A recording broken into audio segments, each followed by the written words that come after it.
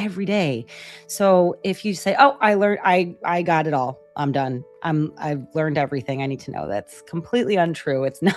It's every day there's something new that's coming out.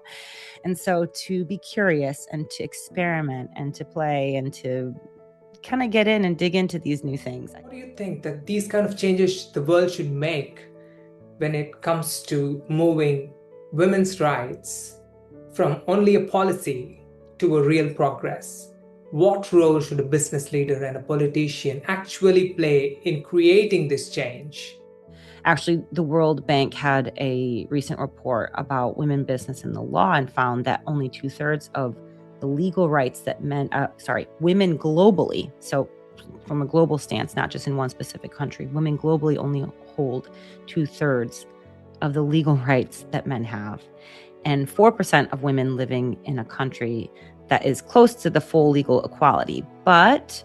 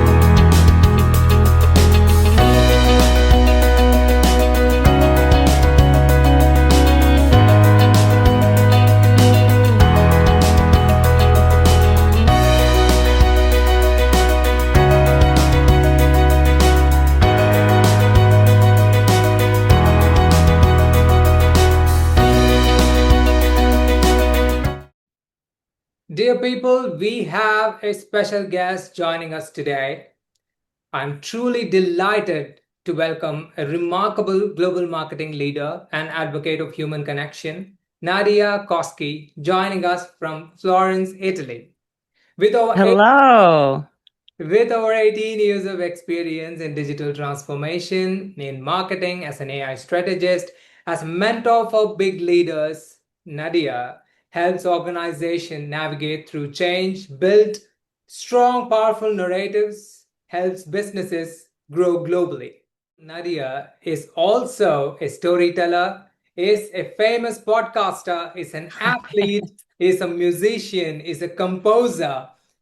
Above all, she is a United Nations delegate who brings powerful perspectives for women's empowerment, equality, and creating an amazing future for women. It's a real privilege and honor to have you in this podcast. Despite your busy schedule, you're traveling to New York tomorrow. You give your time for us. We are really grateful for that. Thank you so much. Welcome to Undefined Podcasts. How are you Yes, doing? thanks. I'm so happy to be here. It's such a lovely, as I was saying earlier, it's such a lovely thing to be a guest instead of being asking the questions. Yes, And yes. so really looking forward to our conversation. Thank you for the opportunity. Nadia, you are a global leader in marketing. So I definitely have to ask this question. What is your version of definition for marketing? And when you are building a marketing strategy, how do you make sure that it's creative, it's really measurable, and it's driving proper results? Yeah. Well, marketing, first of all, is a catchword, right? For a lot of different things today. And for me, it was always I thought about marketing and advertising going together, right? Because I was fascinated when I was growing up and I was studying at NYU in New York City and I got into communication studies and I got into some internships that were combining a lot of things in the advertising world. I thought about marketing as it's a way to position yourself and to differentiate yourself, basically, whether that's yourself, whether it's a product, whether it's a service, and how to do that in a way that make people interested and curious and want to try it. So it's very much about creating a story, a storyline about whatever it is that you are looking to promote, but doing so in, as you said, in a creative way, in an authentic way, in a way that makes people curious to learn more about it. For me, that's what marketing is, because sometimes it has the ick attached to it, like marketing. Oh, marketing. Oh, you know. But really, it's about coming back to storytelling and showcasing something to make people curious and want to learn more. And how do you be creative in that? I think one of the first tests that I always do if I'm thinking about creating a marketing strategy or working on some, a collaboration is, would I find this interesting? Would I read this? Would this make me stop my scroll? Would this, make me think a second about, ooh, what's that? So sometimes as marketers, we get into our bubble and we think, oh, this is such a great idea. And we forget to do that test of, would I find this interesting? So that's one of the first key things that I always think about. Awesome. Yeah, I think everyone must follow this. That's going to really make sure that the content we are building is truly effective. So you intersect artificial intelligence, you intersect digital strategy, content optimization, and also human connections all together, that you do this to scale global tech brands. So Mhm. if you could walk into a boardroom, you can even take this as an hypothetical question, but like if you could walk into a boardroom of any big major brand, and if you want to suggest the biggest change that they should make before the future forces them to do, what would that be?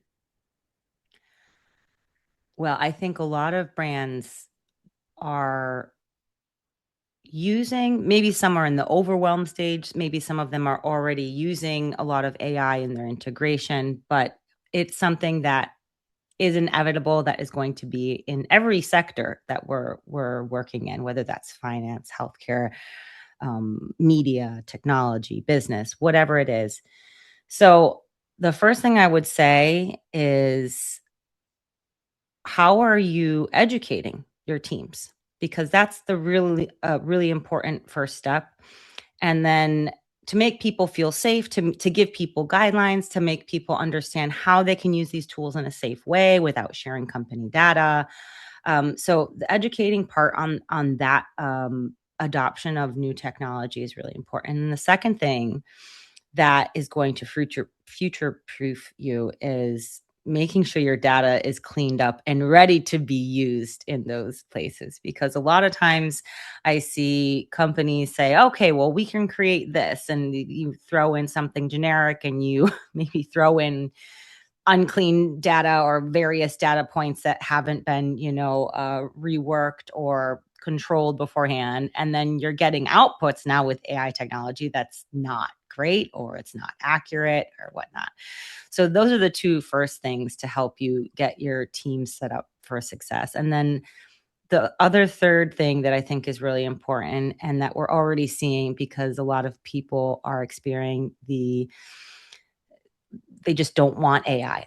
I've been speaking to people where their clients say, "We want you to create this strategy, whatever, for us, or a campaign without using any AI," because the human aspect is so important. And if we're all using the same AI tools, things can start looking the same. And that's not to say don't use these tools. I think it's important that we understand how to use these tools, and to use AI in a creative and a safe way. But the human element is always what's going to win on top. Okay. Wow. That's very true. So that spot is going to be my next question. You said the strongest ROI comes from investing in people. So my Mhm. question to you is, when you walk into any event, be it a networking event, a business event, or you're going for meeting a new person from a new company for the first time, how do you turn the introduction conversation into a meaningful business relationship? Mhm. I think the first thing that you do is you listen to other people rather than just talking about yourself. That's step number 1, which a lot of people get wrong. Okay. Um, well, if you're meeting someone for the first time and you're at a networking event, it's important to also be approachable and know how to do your small talk in an intelligent way. And so that means introducing yourself, saying clearly who you are and what ignites you, what sets you up, what you're really fired up about. I like doing that approach rather than saying what you do, Okay. because what you do is not necessarily who you are, right? Exactly. So when people like, that's a standard thing. People are, what do you do? What is your work? Um, and when you say something about who you are and maybe lead with a core value of how you see yourself and how others see you and what you stand for, that's a huge distinction right there. People will probably remember that. And then you ask the other person questions. So sometimes it's not even about talking about the company that you're working in, but you say, you just had a great vacation, or you were just at this new museum in the city that you're networking in, and you ask them about that. And so instead of constantly talking about what you do, it can be conversation that is curious and fun and makes the other person open to having a creative discussion rather than just talking about what you do for work. And I think that's the first step in. Then of course you can talk about how what you're doing could be aligning with what they're doing. And then, but if you don't build that first pillar of curiosity and trust and conversation that's fun, then it's hard to build a business relationship after that. That was really a crucial information which you gave for all the business owners. The networking is the biggest part for them. That's what is going to build their revenue. So that like, the Yeah. tip which you gave definitely is going to help them a lot. Thank you so much for I that. can't tell you how much, if someone comes up to me and says, "Oh yeah, how what a great event." I'm like, "Yeah, what a great event. Oh, what do you do?" And then they ask me that question. I can get one word in, and then they start spouting out about what they do and who they are, and I'm just like, boring, Yeah. it's just not, um that's The not way. how you would Yeah, want to that's be, not the way. having a conversation. So I think it's an important thing to think about, is to listen and to ask questions and lead with what you actually are fired up about. Super, super. So now for the big part, you're hosting two big events, exciting Women in AI event, one in London, another D-Mexico event that's happening Mhm. in Cologne, Germany. So can you please walk us through what is these upcoming events about? Who is it designed for? And what can people expect from these events? And definitely this part, where should they register? And where should they what? Register for the event. How should they? Oh, sure. And yes. Well, so Demexco is one of the largest tech and media and marketing events that happens in Cologne, Germany every year in September. And it's I have anywhere between 45,000 people that go from all over the world, but generally in Europe and UK. And there's a lot of great stage talks, stage presence. People have various exhibits and their booths there to talk about their solutions. And it's also just a great place to come together and to network and to learn about different things. So, Demexco this year, we are with the Marketeer Group with Stephanie Beach. It's a boutique agency based out of New York. We put together a Women in AI series, and we kicked off that series at the Cannes Lion Festival of Creativity this year in France in June. And what we want to do with this series is to talk about not only just, the fluffy things about AI, because a lot of times when you're talking to people who are using it every day and they're already in the media, tech, the advertising world, they're only going to say nice and fun things and like, oh, I tried it for this, and oh, I did this. And we really want to get into the discussions that are a bit more uncomfortable about it. What's not working, or what do we need to be doing differently in building this technology with more women, with more marginalized people, with more people that are not in that spotlight, and building this incredible technology, but it's being built mostly by men. And it's because of that, and also because of the usage over the last 3 years, and women are catching up with a lot more usage, but it's being programmed and put in, data being put in by mostly men. And so it's quite a biased outcome sometime, not sometime, all the time. So that was our first discussion we brought to Can, and we want to create a series out of this because there's various different parts of that discussion that can be continued, not only about the gender bias, but also about the technology being built. So at Demexco, we are so thrilled to be bringing the marketeer groups Women in AI to the innovation stage at Demexco, where we will be discussing how sovereign AI in the EU is being built, who is building it, how it's being built, what are some of the implications of that, how or where are women involved or not involved, how can we be better about building these EU technologies, especially to be more inclusive.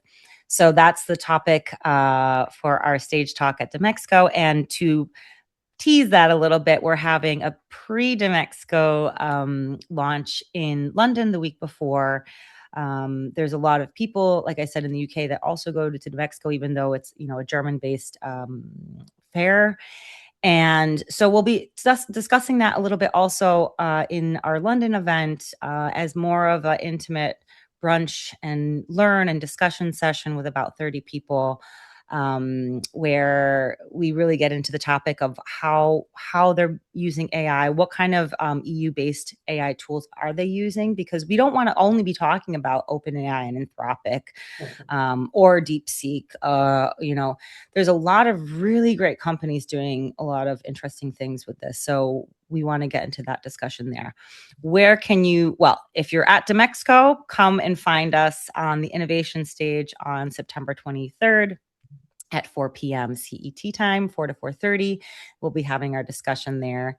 And the London event, we're still finalizing these details. So to be determined soon. I might be able to send you a link, but that is in the works as we speak. Okay. Dear viewers, I'm sharing all the links, websites, from LinkedIn to all the socials and the podcast links, everything in the video description. Please connect with Nadia's profile so that you don't miss anything. Yes. Okay. So let's talk about your background for a moment. So you're from Italy. Italy is one of my favorite countries. I have very good friends in Italy. It's long back. I have very big memories about my friend Fabio, who's a policeman in Italy. The entire family. Oh, there you go. Yes, we used to talk a lot. My friend Meg, everybody, it are wonderful people from me. All the people are wonderful in Italy. So it's really, really very happy to connect with you today. And here are some interesting things about you. You studied in New York University. So Mm-hmm. you speak three languages, English, Spanish, and Italian. And you're an athlete, you are a musician, you're a composer, you own rock blues band, if I Yeah. yes. And above all, so I should say this, you have been a part of initiatives to raise awareness to eliminate violence against women. I work with a lot of startups, or I do mentoring to certain femtech startups. And my work as a UN Women delegate was to attend the CSW, where a lot of these discussions about how, to end all violence against girls and women were brought up. And then I take that and use that with various projects and initiatives that I do. And you are a podcaster yourself. Mm-hmm. That's Womenly correct. podcast, which I recently listened to the podcast, the recent episode on having it all. So, so much to learn from that conversation, I should say. So, I want to ask this question. So, looking back at your own journey, so were there any moments where you felt that you could not have everything at once, and did you have to let go anything that to become what you are here today, what you are today? Yeah, every day. Every day you have to let go of certain things to do others. I think on that topic, I think many millennial women from whatever background have, well, I speak, as a US citizen, having grown up in the US, and I've spent now 20 years in Italy, and Italy is very much home as well. But Okay. speaking from my perspective of growing up in America in the 80s, it's like we were fed this idea that we could have everything and we could have it all at once. We could have the family, we could have the career, we can have, Everything. this wonderful lifestyle. That's all BS. It's not true in the sense that you can't have everything all at once. And I think it took me, 20 years maybe to realize that once I started growing up. And so to many women out there, I would say you can have a lot, but it just doesn't all come at the same time. So that's a huge myth buster I want to be very clear about, because you are always, you know, deciding what is the priority in this moment in your life. Sometimes that is your family, and sometimes you will have family and career, or you maybe you don't have children, but you have nephews and nieces, or you're taking care of other people in your family. Um, and so a lot of times we just have to remember to give ourselves some grace and to not think that everything will go perfectly all the time in every aspect of our lives. So there's an ebb and flow, right? And it's natural and normal in human life that sometimes our career is like it's going wonderful, like it's really taken off.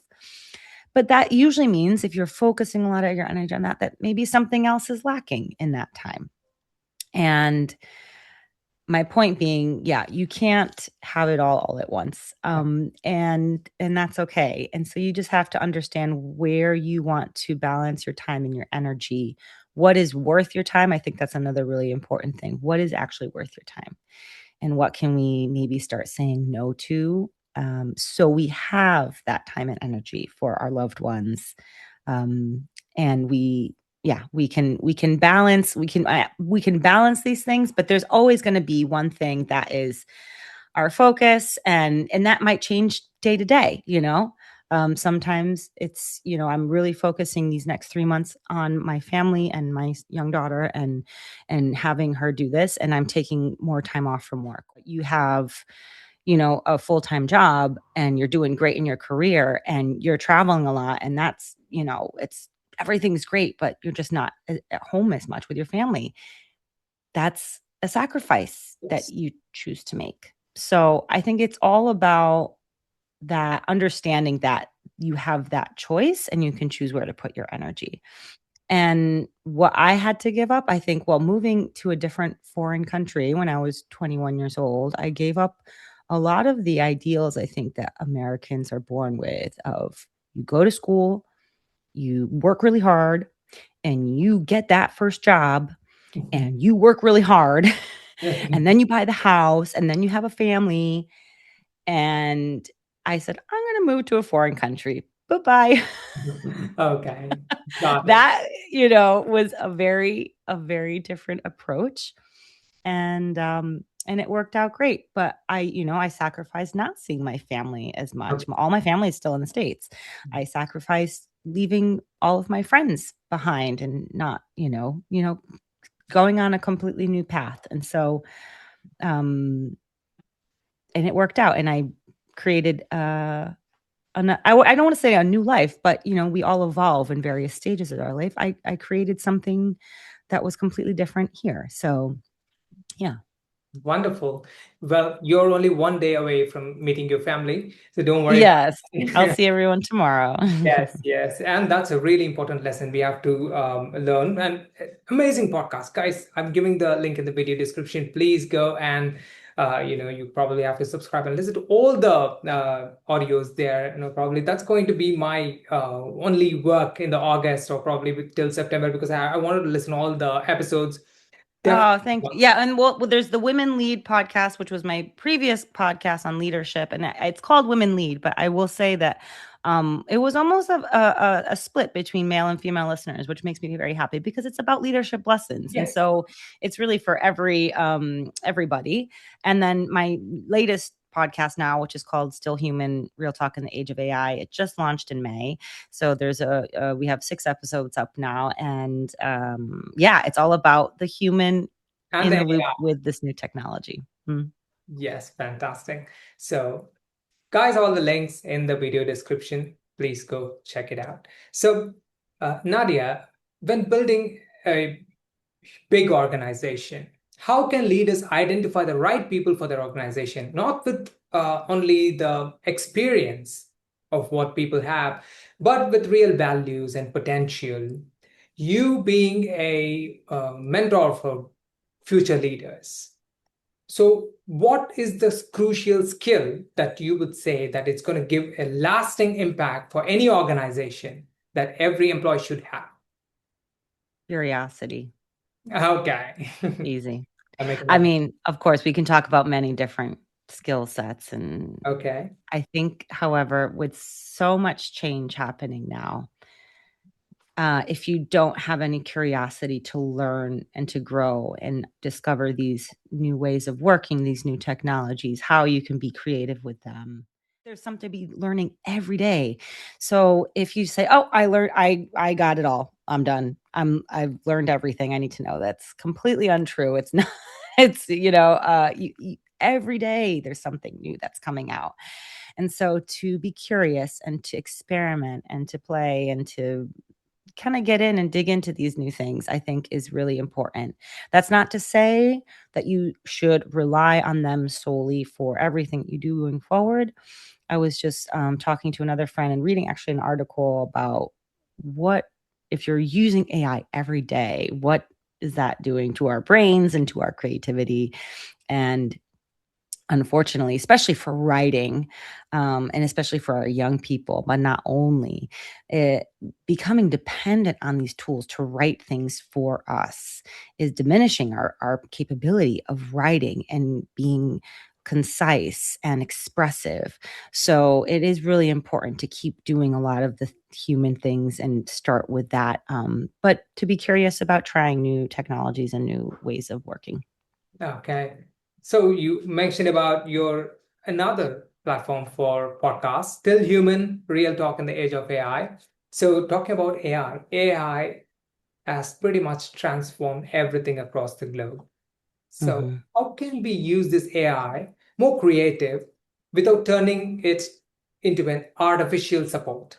For example, Mhm. if there is a brand and the brand wants to scale using AI, how can they maintain their authenticity? How can they maintain their authentic voice using AI? Please suggest us. I think the first step is having a really good understanding as a brand of who you are, what your values are, how you want to be perceived, and who your audience is above all. Like who you are already connecting with. So whether that's for example, I work with startups. So if that's a new brand or service, who do you want to be connecting with? Who are your core people that you want to be talking to, that are going to be interested in and loving your product? To have a very clear idea of that. If you're a more, an institutional brand or a brand that's been around for many other years, that's understanding who is interacting with you and how, right? Because that's always changing as well, depending on, where you are in the world. So, depending on the country, like many people, in APAC, like WhatsApp, everything's WhatsApp, WhatsApp, WhatsApp. If you're not talking to your customers on that platform or have some type of messaging ready for that platform, you maybe not be reaching them in the way they interact every day. And that could be also generational, right? Gen Z is now, really looking for more interconnected in-person experiences with the brand. Millennials, we're just like, I think we're just all trying to survive. Yeah, We're like, true. what's going on? And we want that peace and solitude, but also, we have our ways of working and interacting with brands. So to kind of go back to your question of, so how do we do that in a creative way? You have to know your audience. You have to know what your brand stands for, how you want to be perceived, and then start off by doing some exercises with your team or with the people that are building this, campaign or whatever. I would say without first step, without any tools. like Okay. have a brainstorm session. If you can in person, even better. But I work remotely, so it's mostly online, but have that conversation first, because that is where you have to kind of extract your ideas, your brainstorm together. Then you can go in and start experimenting with that, because like I said, AI is such a powerful way to work. You can, for example, I was in a meeting and we're building a new launch page, and I distinctly remember, like, Okay. I'm gonna date myself, like 16 years ago, and we were launching a new website in my publishing job, and I literally drew it. I was like, Oh, this is how I want the sections, this is the header, this is how I like a pencil and paper. And oh, sometimes that's still very useful. But we were able to build a prototype in 10 minutes and lovable of how we wanted that to be, and be even more specific. So not that wasn't going to go online and be like, okay, we're done, because it's very generic. But it was so useful to work with other humans in an agency building that for us, to be very clear on how we want to be expressing our communication and our brand and our messaging. So I would say use that first step, your own creativity and your brainstorming and the interaction with others, and then apply those tools to understand how you can maybe do 5 different versions, 20 different versions, 50 different versions of that creative. But it should be the creative that represents who your brand is and understanding your audience first and foremost. wow. I can't even imagine that you drew everything, all the sections. Oh yeah, I'm Yes, a pen and paper girl. I would draw out like landing pages. I mean, same, and at same. the time there was tools that you could use. I was like, I'm gonna draw this. Yes, that's fantastic. I'm a web developer. I know how I can just imagine that it's really big. All the wireframes, I would draw them out. Oh, fantastic. But So it was helpful because I'm not like, again, then a proper wireframe yes, was yes. produced. I'm But also a pen and a paper guy. So I always feel that writing in pen is more comfortable and I'll be able to remember things more and clearly. you remember it. Yes. Yes. My point exactly. You remember it better. Mhm. Okay. So, Nadia, you are a United Nations delegate. Are there any important informations or emerging policy conversations happening at the UN level that businesses should know? Any information on that? Yeah, well, like I mentioned, specifically, I'm a UN Women delegate, and so every well, this past March they had the Commission on the Status of Women Okay. meeting in New York at the UN in March, and that was what really sparked my thought about women in AI and what we need to be actually talking about. Mm. Because unfortunately, with the development of this technology, which is incredible and creative and can be very useful, it is also very harmful, and specifically harmful towards women. So, with human rights defenders and activists and journalists across 119 different countries, and nearly 1 in 4 reported that AI assisted online violence was experienced. 12% experienced non-consensual sharing of intimate images, and 6% were targeted by deepfakes. So AI is proliferating this ability for imagery, nudity, of women that is then being used against them. And there's no guidelines or government. I mean, there are some acts now in law, but it's still has a lot of catching up to do. Effective, yes. So how can we be more aware about using this technology and building it in a way that is not harmful to women and girls? Um, and that was one of the key discussions that we had this past March, which made me think about, we need to be talking more about this and talking about it in a way that is a business imperative for companies, because I'm very privileged and very fortunate and very lucky to be in that room having these discussions. But there's thousands, millions of other people out there, and also maybe using this technology or building this technology that are not even aware of this. And so the UN Women has a big push, and they did a lot of research and reports recently. And you can go on the UN Women website and go to the resource center. There's a lot of things interesting to read down there. About how, unfortunately, AI is specifically more harmful to women and girls, and what we can do about it. And it's quite unfortunate and incredibly disturbing that this technology is used in this way. And without the right guidelines, it's only going to get worse. So there is the Take It Down Act now that's in effect in the United States. There's the EU AI Act, which also goes into effect now officially in August. And but we still need to do more. All right. That's fantastic. That's very true that we have to work on this, all these things. And thank you so much for this big insight from as a UN delegate. So, what do you think that these kind of changes the world should make when it comes to moving women's rights from only a policy to a real progress? What role should a business leader and a politician actually play in creating this change?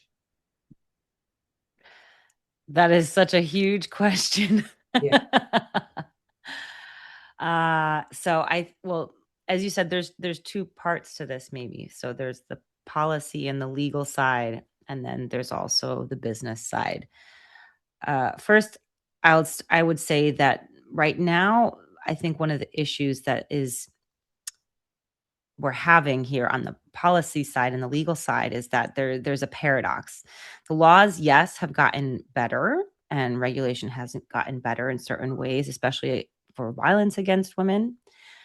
However, the lived experience is worse. We are seeing actually more violence, more partners harming women, and it's not getting better. It's actually going in the opposite direction. And actually, the World Bank had a recent report about women business and the law and found that only 2/3 of the legal rights that women globally, so from a global stance, not just in one specific country, women globally only hold 2/3 of the legal rights that men have.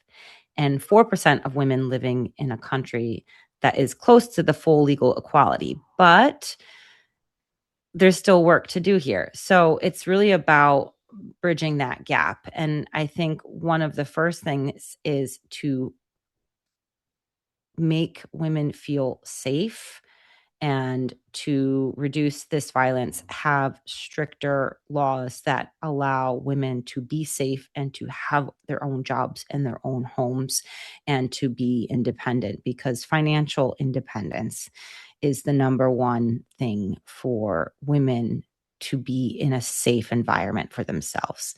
A lot of violence happens against women in domestic situations by people they know. And so from let's say going into a more business perspective, if women can be completely independent financially, then they don't have to be put in those situations. They can leave a partner who is violent toward them. They can go and do their own thing. On the opposite end, we need to be educating our sons and our daughters of how to be good human beings, right? There's a lot of this talk about toxic masculinity and men that are just saying women are women's fault for everything bad that's happening in the world. It's women's fault that we have these situations. I mean, it's just absolutely absurd. And also that they're just pieces of property to be had.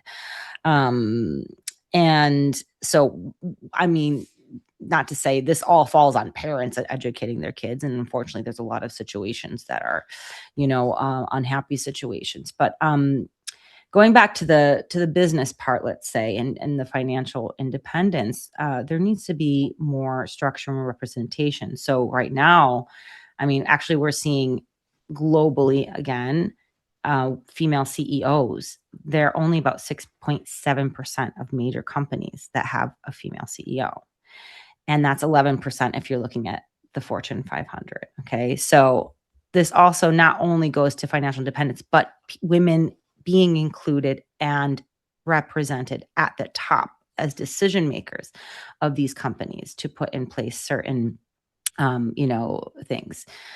We can talk about pay gap. I mean, there's so many aspects here. I know we're on time, but like closing the gender pay gap, we're in 2026 and women still make 84 cents on the dollar globally. And that's worse depending on the country. And it's not so much better. I mean, America, that's about the number as well. It's between 82, 84% on the dollar. So again, going back to some, UN women research, it's we really have to talk about how we can create a safe environment for women, having that come from education in the home, having that come from support from policy, but in enforcing those policies. So here we have all of this regulation and there's been no enforcement. Okay. So that's a pretty simple first step.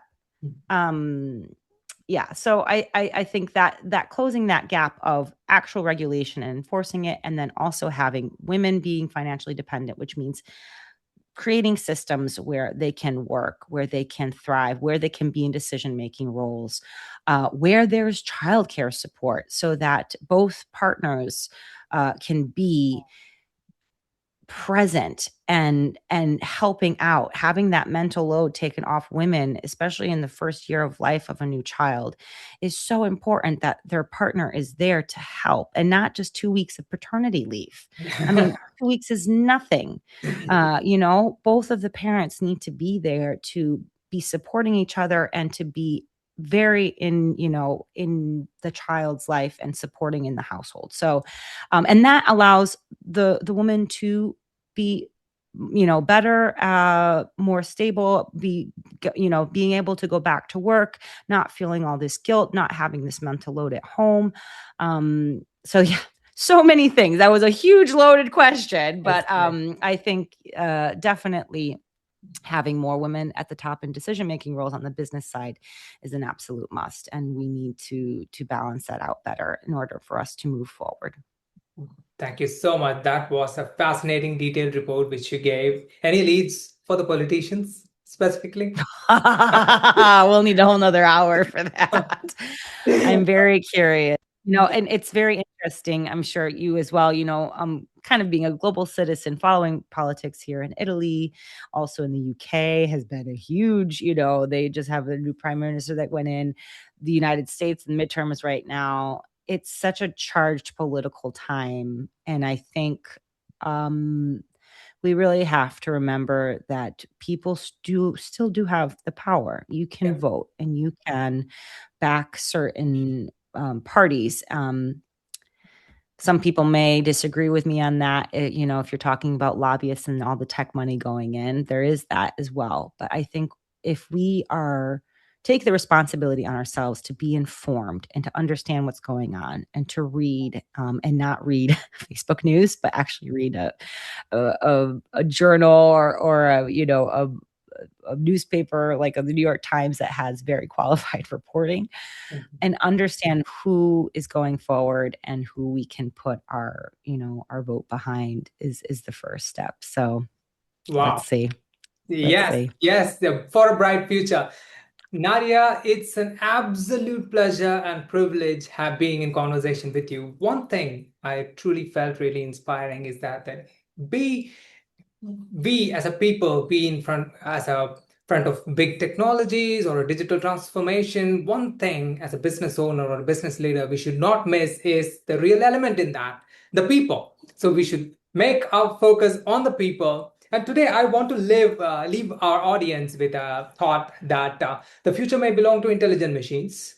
Technology, yes, it is possible for the technology to amplify our capabilities, but it is the humanity that can give them purpose. So, thank you so much for all the insights which you gave. It was a truly inspiring conversation. And I know you are in your busy schedule. You're traveling to New York tomorrow. So we wish you a wonderful, exciting journey to New York. And Thank you. Thank and you for having the space for me and for asking such wonderful questions. And I really enjoyed the conversation. Thank you so much. And thank you. And we wish you all continued success for all the initiatives. Thank you so much and have a wonderful day. Thanks. You too. Yeah.